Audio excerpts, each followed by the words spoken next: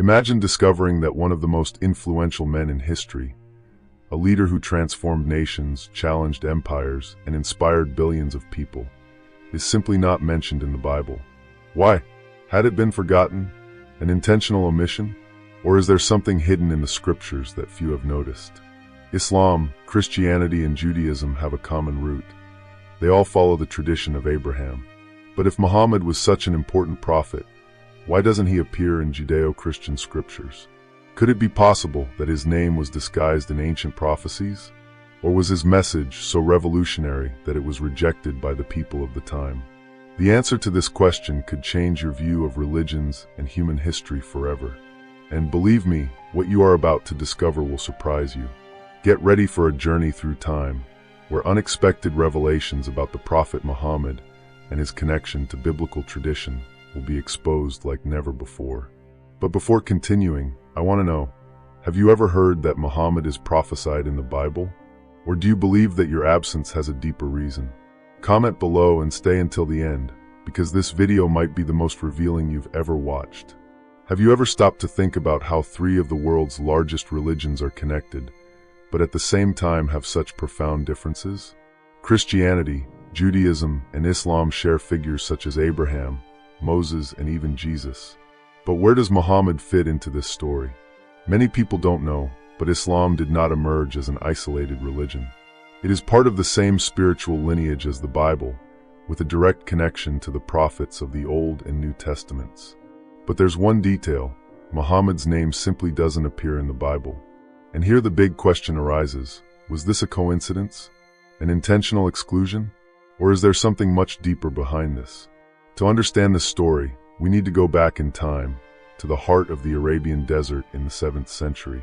At that time, the Arabian Peninsula was a true melting pot of beliefs. In Mecca, Muhammad's hometown, people worshipped hundreds of deities, each tribe with its own idols. But among them, there were small groups who followed the idea of one true God, just like the Jews and Christians. Now, imagine the impact when Muhammad began preaching that everyone should abandon idolatry and turn to one God, the same God of Abraham, Moses, and Jesus. This completely changed the game. His message challenged the customs of the time and called into question the power of religious leaders and traders who profited from the idols of the Kaaba. And that's when the conflict began. Muhammad not only brought a new faith, but also changed the power dynamics of the region. Islam began to grow rapidly, and its connection to biblical traditions became a point of great debate. But the question that has not yet been answered is, did the Bible already predict the arrival of Muhammad? Or was he deliberately excluded from the narrative? If you're curious to discover how Muhammad fits into this spiritual puzzle, stay with me. The next chapter will reveal who Muhammad was before he became the prophet of Islam, and how his youth shaped his divine mission. And believe me, this story has twists and turns that will surprise you. If you think that great leaders are born with a silver spoon in their mouth, the story of Muhammad will surprise you. Unlike kings and emperors who grew up surrounded by luxury, he came into the world in a completely opposite reality. Year 570 AD. The setting? Mecca, one of the most important commercial and religious centers in Arabia. At that time, the city was already famous for the Kaaba, a sacred sanctuary visited by tribes from all over the region. It was in this environment, full of religious diversity, tribal disputes, and vibrant commerce, that Muhammad, the man who would change history forever, was born. But his arrival into the world was marked by tragedy. His father, Abdullah, died before he was even born. His mother, Amina, left when he was just 6 years old. Without parents to guide him, Muhammad was left an orphan and had to learn to survive from an early age. Raised by his grandfather and later by his uncle Abu Talib, he grew up observing a cruel world, where the weakest had no voice and the richest dominated everything. This undoubtedly planted in him the sense of justice that would later become one of the pillars of Islam. But there is an important detail. Since he was little, Muhammad already stood out. Unlike other children his age, he was not involved in idolatry, excessive parties, or injustice. He was known for his honesty and humility, so much so that years later he would become famous as Al-Amin, the trustworthy. And this reputation would open unexpected doors in his destiny. Now think, an orphan boy without wealth, without power, How would someone like that become the greatest religious leader in the Arab world? What about your youth prepared you for this mission? In the next chapter, we will see how Muhammad entered the business world and how his commercial travels shaped his view of God and the religions of the time. So, did you already know this part of Muhammad's story? Comment below and keep watching, because the journey is just beginning. Imagine a young man with no wealth, no inheritance, but an impeccable reputation. That was Muhammad. And it was exactly this honesty that opened a door that would change his life forever: commerce. In 7th century Arabia, commerce was the backbone of society. Large caravans traveled across the desert, connecting Mecca with distant regions such as Syria, Persia, and Yemen. It was in this commercial network that Muhammad began to work, accompanying his uncle Abu Talib on long journeys through the desert. He learned to negotiate, deal with different cultures, and most importantly, listen to stories about religions and prophets. And here's the crucial detail. On these journeys, Muhammad had direct contact with Jews and Christians. He heard accounts of Moses, Abraham, Jesus, and the ancient prophets. He noticed something curious. These religions had a single God, while most Arabs still worshipped idols. This cultural shock planted a seed within him, an idea that was not yet completely clear, but that would one day change the destiny of humanity. Furthermore, business experience gave Muhammad skills that would later be essential for leading a nation. He learned to read people, understand their needs, negotiate wisely, and keep his word. His impeccable ethics soon caught the attention of a very special person, Khadija, one of the most powerful traders in Mecca. And that's where his story takes a new leap. In the next chapter, we will discover how meeting Khadija not only changed his personal life, but also strengthened his prophetic mission. If you think Muhammad already had his destiny set, wait until you see how this marriage influenced his spiritual journey. Now tell me, did you imagine that trade played such an important role in the formation of Muhammad? If they say that behind a great man there is always a great woman, the story of Muhammad proves this to be true. His marriage to Khadija was not just a romance, it was a watershed in his journey as a prophet. Khadija was not just any woman. She was one of the richest and most influential merchants in Mecca, owner of a vast business network and known for her intelligence and character. But despite his wealth, what really caught his attention was something money couldn't buy: Muhammad's honesty and integrity. She heard about the young merchant who never cheated, who always kept his word, and who was respected by everyone. Curious, she decided to hire him to manage her caravans. Muhammad accepted the offer and, once again, showed that he was different from other merchants. He dealt fairly, treated his employees with respect, and always told the truth. Result? Business prospered even more, and Khadija realized that she was not just dealing with a great merchant, but an extraordinary man. And it was she who took the first step. Even though she was 15 years older, Khadija saw in Muhammad a companion she could trust. Breaking the traditions of the time, she asked him to marry her, and this union became a foundation for the future of Islam. Alongside Khadija, Muhammad had the emotional and financial stability to reflect on spiritual questions and seek answers to something that had troubled him for years: the truth about God. It was Khadija who supported him in his most difficult moments, who encouraged him when his mission seemed impossible. And it is impossible to talk about Islam without recognizing the role of this extraordinary woman. Without her, perhaps history would have taken a completely different direction.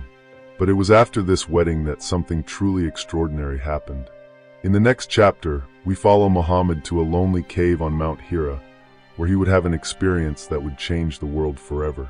Now tell me, did you imagine that a woman played such an important role in the story of Muhammad? Comment below and keep watching. Now imagine the scene: a man alone in a cave, in the absolute silence of the night, searching for answers that no one else seemed to have. Your heart is restless. Something inside him tells him that the truth is beyond what the eyes can see. Then, suddenly, an overwhelming presence takes over the place. This is how, according to Islamic accounts, Muhammad had his first contact with the Archangel Gabriel. "Read it," ordered the mysterious voice. Muhammad, frightened, replied that he didn't know how to read. But the order was repeated: "Read in the name of your Lord, who created man from a clot. Read, and your Lord is the most generous." At that moment, the first revelation of the Quran was transmitted, and nothing would be the same again. But wait, why was Muhammad there? What led you to isolate yourself on Mount Hira? The answer lies in your restlessness. For years, he observed injustice, idolatry, and inequality in Mecca. He did not accept that the rich exploited the poor, that people worshipped stone idols without questioning their meaning. He was looking for something bigger, and this search was responded to intensely. The experience was so shocking that Muhammad left the cave shaking, with his heart racing. He rushed home and found support in Khadija, his wife, who once again demonstrated her strength by calming him down and believing in him. She was the first person to accept her mission as a prophet. Now think, a man who had never been a priest, had never received formal education, suddenly began to transmit words that would change history. But this journey was just beginning.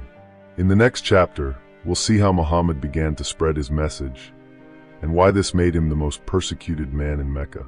What would you do if you received a revelation like this? Would you have the courage to share it with the world?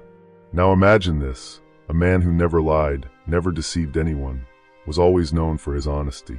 Suddenly, he appears saying that he received a divine revelation, and that there is only one true God. How do you think people reacted? At first, Muhammad shared his message in secret. Only those closest to him knew about the revelation. His wife Khadija was the first to believe, followed by his cousin Ali, his faithful friend Abu Bakr, and a few followers.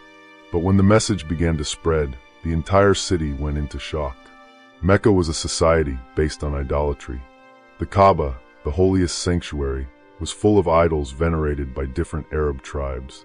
If people started following Muhammad and worshipping one God, what would happen to traders' profits? Islam was not just a new faith, it was a threat to the city's economic and political system. When Muhammad finally announced his mission publicly, conflict was inevitable.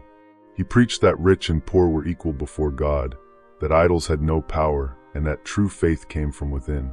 The leaders of Mecca laughed at him, called him crazy, a liar. But what bothered most was that, despite the persecution, his words began to touch hearts. Even under threats, the number of followers grew day after day.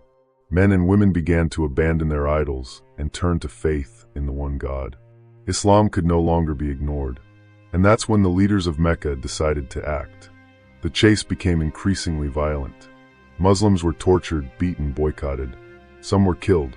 But Muhammad did not give up. He knew that his mission went far beyond Mecca. What he didn't imagine was that he would soon be forced to flee, and this escape would forever change the history of Islam. In the next chapter, we will see how persecution led Muhammad to make a risky choice: migration to Medina, a moment that marked a new beginning for the Islamic faith. Now tell me, could you keep your faith even under persecution? Comment below and keep watching. Now imagine this, you are being hunted. His name is on the city's most wanted list. If they catch you, your death is guaranteed. But at the same time, you carry a mission that could change the fate of an entire civilization. Do you run away or face danger? This was the reality of Muhammad and his followers in Mecca. The situation was increasingly unsustainable. Persecution against Muslims had reached an extreme level. They were beaten, thrown out of their homes, prevented from buying food, and even publicly tortured. But even so, Islam continued to grow. It was then that a new opportunity arose. A group of people in Medina heard about Muhammad's message and believed in him. They invited him there and promised to protect him. It was the chance to start a new phase. But there was a problem. Mecca's leaders would never let Muhammad leave alive. The order was clear: capture Muhammad, dead or alive. And it was at that moment that one of the most incredible episodes of his life happened. Together with his faithful friend Abu Bakr, Muhammad hatched an escape plan. In the middle of the night, while his enemies surrounded his house ready to kill him, he left without being seen and hid in a cave. The pursuers even passed the cave entrance. The danger was inches away. But according to Islamic accounts, God sent a miracle. A spider spun a web at the entrance to the cave, and a pigeon made a nest there. When the enemies saw this, they thought, if he were here, this web would be destroyed. And they left. After days on the run, Muhammad and his companions finally arrived in Medina, where they were welcomed as leaders and brothers. There, Islam was no longer just a persecuted group, it was a community, a new force. And from that moment on, everything changed. In the next chapter, we will see how Muhammad not only survived, but became a great military leader and faced Mecca in battles that decided the future of Islam. Now tell me, would you have the courage to abandon everything and start from scratch to defend what you believe in? Now imagine this: you were expelled from your own city, persecuted and almost killed. But now you have a new base, loyal followers, and a strong community. What do? Muhammad and his companions were safe in Medina, but the tension with Mecca was not yet over. The city's leaders could not ignore the growth of Islam. They saw Muslims as a threat and were determined to wipe them out. The confrontation was inevitable. The first major battle came in 624 AD at a place called Badr. Muhammad and his followers were in the minority, just 300 poorly equipped men against a Meccan army of 1,000 soldiers armed to the teeth. Logic dictated that the Muslims would be defeated. But what happened shocked everyone. According to Islamic accounts, God granted victory to the Muslims. Even outnumbered, they won the Battle of Badr, leaving the Meccan leaders humiliated. Islam could no longer be ignored. But the war was not over yet. The following year came the rematch, the Battle of Uhud. This time, the mechanics were prepared and defeated the Muslims. Muhammad was injured, many of his followers died, and the dream of reconquering Mecca seemed distant. Still, he didn't give up. Over the years, he strengthened his position, forged alliances, and expanded the influence of Islam. The war with Mecca was not just about power, it was a fight for freedom of belief. But then something unexpected happened. Instead of trying to destroy Mecca by force, Muhammad used strategy. He proposed a peace treaty, which ended up becoming one of the greatest assets for Islam. And it was this intelligent move that opened the doors to the definitive conquest of the city. In the next chapter, we will see how Muhammad returned to Mecca, not as an exile, but as a victorious leader. And what he did when he entered the city changed everything. Now tell me, do you think faith can be more powerful than armies? Comment below and keep watching. Now imagine this. Years ago you were expelled from your town, persecuted and sworn to death. But now you're coming back, and you're not alone. In the year 630 AD, Muhammad and his followers were stronger than ever. Islam had grown, gained allies, and become a force impossible to ignore. So when Muhammad set out for Mecca, he was no longer running. He was leading an army of 10,000 men. The mechanics knew they couldn't resist. But instead of storming the city with violence, Muhammad did something unexpected. He entered peacefully, without bloodshed, forgiving even those who had previously persecuted him. This shocked everyone. Your first act. He went straight to the Kaaba, the spiritual heart of Mecca. There, one by one, the idols that filled the sanctuary were destroyed. It was a powerful symbol. Idolatry had come to an end. There was only one God. But Muhammad was not there to take revenge. He proclaimed amnesty for the city's inhabitants and declared Mecca a holy place for Muslims. His return was not marked by war, but by justice and reconciliation. The conquest of Mecca was not just a military victory, it was a milestone in the history of Islam. What was once a persecuted faith now became the predominant religion in the Arabian Peninsula. Islam had won, not just by the sword, but by faith, resilience, and the ability to forgive. But this was not Muhammad's last great action. In his final years, he left teachings that would shape Islam forever. In the next chapter, we will see the legacy and last moments of the Prophet, and how his mission continued even after his death. Now tell me, did you expect the conquest of Mecca to happen without war? Comment below and keep watching. Imagine this, a man who started his journey alone, with no wealth, no army, no support. Now he had unified the Arabian Peninsula under a single faith. But what would be your last teaching before leaving? After the conquest of Mecca, Muhammad continued his mission, consolidating the new Islamic community and transmitting the words of the Quran. Islam had spread like never before, and its message was already echoing beyond Arabia. But amidst so many achievements, the Prophet knew that his time was coming to an end. In AD 632, during his last pilgrimage to Mecca, he delivered a powerful speech known as the Farewell Sermon. His words were a summary of his mission. All of you are equal before God. No Arab is superior to a non-Arab, and no white is superior to a black, except through piety and good deeds. These words broke the concepts of social hierarchy and established one of the most revolutionary principles of Islam: equality between believers, regardless of their origin. Shortly thereafter, Muhammad became ill. He spent his last days in Medina, surrounded by his family and closest followers. On June 8, 632 AD, at the age of 63, the Prophet passed away. But his legacy was far from over. Even after his death, his teachings continued to guide millions of people. Islam expanded rapidly, reaching distant lands such as Persia, Egypt, Syria, and beyond. What began with a lone man in the desert has become one of the largest religions in the world. But here's the big question. If Muhammad had such a profound impact on history, why isn't he in the Bible? Now that we understand its trajectory, we can finally analyze this issue more clearly. In the next video, we will explore what Judeo-Christian scriptures say about a possible future prophet and whether Muhammad could be hidden in any prophecies. Now tell me, do you think Muhammad's legacy was greater than he himself imagined? Comment below and keep following the channel. Now that you know the trajectory of Muhammad, the prophet of Islam, one question remains. Was his mission just another chapter in religious history, or was it actually predicted in the Judeo-Christian scriptures? The relationship between Islam, Christianity, and Judaism is full of connections, but also mysteries. Muhammad's name may not be explicitly in the Bible, but are there hidden references? Forgotten prophecies? Or is his absence intentional? What is undeniable is the impact he had on the world. Islam has become one of the largest religions on the planet, and its message has spanned centuries, transforming nations and civilizations. Whatever your belief, the story of Muhammad teaches us about resilience, faith, and fighting for what we believe in. Now I want to know, do you believe that Muhammad was a prophet announced in previous scriptures, or do you think that his role was unique and independent? Comment your opinion, because your participation makes all the difference.